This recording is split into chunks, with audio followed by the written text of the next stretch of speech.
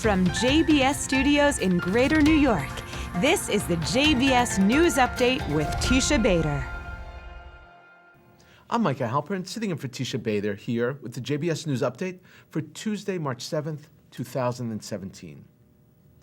Hamas is increasing their attacks against Israel. Tensions along the Gaza-Israeli border are heating up and could continue to escalate.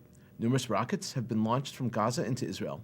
Israeli military units are being targeted as they patrol the Israeli side of the border. Israel is striking back using drones and helicopters. Hamas has said they will strike back at Israel because Israel has attacked Hamas nerve centers. This is not merely a repeating cycle.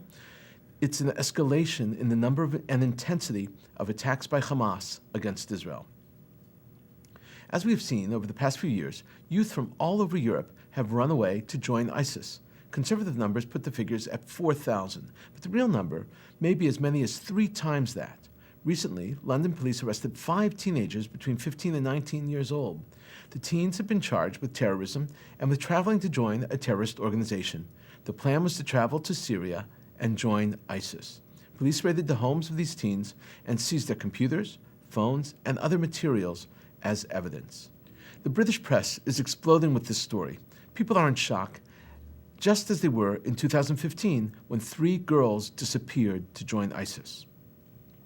CBS News reports that a U.S. Navy surveillance ship had a close encounter with an Iranian naval frigate in the Middle East. The story was reported by CBS News national security correspondent David Martin. The U.S. ship had to quickly change course to remain safe. The frigate came within 150 yards of the USNS Invincible on Thursday in the Gulf of Oman, just south of the strategic Strait of Hormuz. The Gulf separates Oman from southeastern Iran. The encounter was deemed unprofessional, but not unsafe, because the frigate was on a parallel course with the Invincible at the point of closest approach. The Invincible is outfitted with sonar to track submarines and with radar to monitor missile tests. The Trump administration is backpedaling on its original positions on Israel. The administration now seems to be adopting a more traditional U.S. point of view on settlements and on the West Bank. Israeli Defense Minister Avigdor Lieberman, who will be in Washington for meetings with administration officials, said that he has received direct messages from the United States that should Israel annex any part of the West Bank, it would trigger an immediate crisis between the two nations. To quote Lieberman, "We received a direct message, not an indirect message, and not a hint from the United States. Imposing Israeli sovereignty on the West Bank would mean an immediate crisis with the new administration." Israel's defense minister also said that he received dozens of messages from leaders around the world about the traditional U.S. stance, which became an international issue after annexation was again raised by a junior member of the ruling Likud party, a man named Miki Zohar. Lieberman and Netanyahu have tried to calm the bluster and diffuse the storm that has erupted, but world leaders are concerned about annexation, and that includes the Trump White House. Former Iranian President Mahmoud Ahmadinejad, who was leading the country when it banned Twitter in 2009, finally joined the social media platform on Sunday.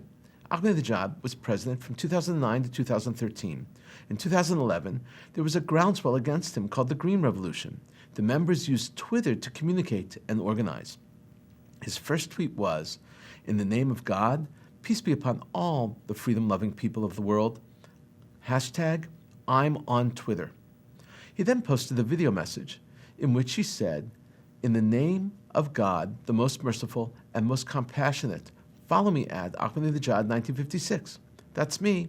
Peace and love and best wishes." The year Ahmadinejad used in his username is the year of his birth. Ahmadinejad's Twitter bio reads, "Husband, dad, grandfather, university professor, president, mayor, proud Iranian." And now for a rundown of tonight's broadcast on JBS for Tuesday, March 7th, 2017.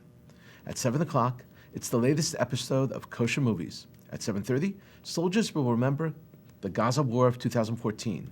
At 8 o'clock, Yehuda Kurtzer, president of the Shalom Hartman Institute, discusses the major political anniversaries of the 1917 Balfour Declaration, the 1947 Partition, and the 1967 Six-Day War, along with the responsibilities that befall us with the passage of time, a program of Limud 2017.